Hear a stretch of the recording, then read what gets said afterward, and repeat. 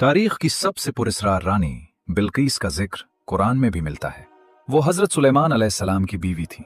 बिल्कीस की सल्तनत जुनूबी अरब से लेकर अफ्रीका तक फैली हुई थी। उनके बारे में कुछ ऐसी बातें बयान की जाती हैं जो नाकाबिले यकीन मालूम होती हैं। कुछ लोग ये भी मानते हैं कि वो आधी इंसान और आधी जिन थी। क्या हजरत सुलेमान अलैहिस्सलाम जिन्नात पर भी इख्तियार रखते थे? लेकिन ये कहानी किसी रानी से नहीं बल्कि एक छोटे से परिंदे हुदहुद से शुरू होती है। हुदहुद एक ऐसा परिंदा था जो लोगों की बातें समझता था और दूर दराज की खबरें लाता था। इसी छोटे से परिंदे ने एक ऐसी रानी की मदद की जो पहले सूरज को सजदा करती थी। सारे लश्करी इकट्ठे हो चुके थे और अपने सरदार हजरत सुलेमान अलैहिस्सलाम का इंतजार कर रहे थे। ये तारीख की सबसे अनोखी फौज थी। इसमें इंसान, जिन्नात, परिंदे और दूसरे जानवर शामिल थे। यहाँ तक कि हवा भी सुलेमान अलैहिस्सलाम के ताबे थी। इंसानी फौज में प्यादा और घड़सवार लश्करी थे। जिन्नात की फौज इंसानी आंखों से ओझल रहती थी। दुश्मनों के लिए ये फौज खौफनाक थी क्योंकि वो इसके कई अरकान को देख ही नहीं सकते थे। कुछ परिंदे और जानवर भी उस फौज का हिस्सा थे। परिंदों में बाज, शाहीन और हुदहुद शामिल थे। हुदहुद की जिम्मेदारी जासूसी करना थी। वो दूर दूर तक उड़कर दुश्मन की खबरें लाता और फौज को आगाह करता। इसी दौरान देखा गया कि हुदहुद गायब है।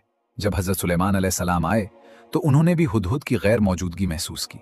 असल में हुदहुद उस वक्त सबा की रानी की सरजमीन पर था। उसने लंबा सफर तय किया था और उसे महसूस हो रहा था कि वो किसी अहम खबर के पीछे जा रहा है। वो शहर के ऊपर उड़ता रहा।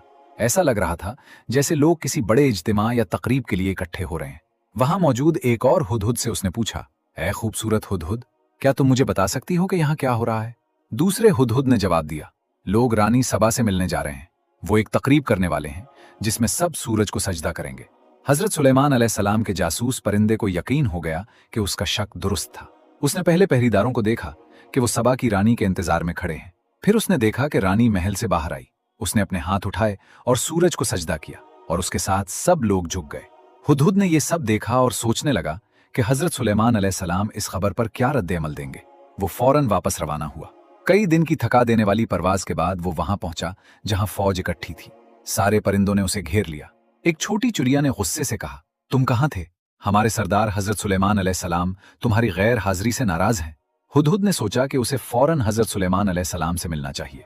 वो कांपते हुए उनके खेमे की तरफ उड़ा। उस वक्त नबी खाना खा रहे थे। हुदहुद खिड़की से अंदर गया और चुपके से मेज के करीब बैठ गया। वो हजरत सुलेमान अलैहिस्सलाम के हाथों से दूर रहने की कोशिश कर रहा था। वो खौफ से सर झुकाए हुए था। उसने आहिस्ता से सलाम किया और अदब से सर उठाया, मगर उसकी नजरें सुलेमान अलैहिस्सलाम के हाथों पर ही जमी थीं। बात करते हुए भी वो सिर्फ नबी के हाथ देख रहा था। उसने फैसला किया कि उसे ही पहले बोलना चाहिए। उसने अपने सरदार से बहुत कुछ सीखा था और जानता था कि सुलेमान अलैहिस्सलाम का दिल जीतने का बेहतरीन तरीका साफ और सच्ची बात करना।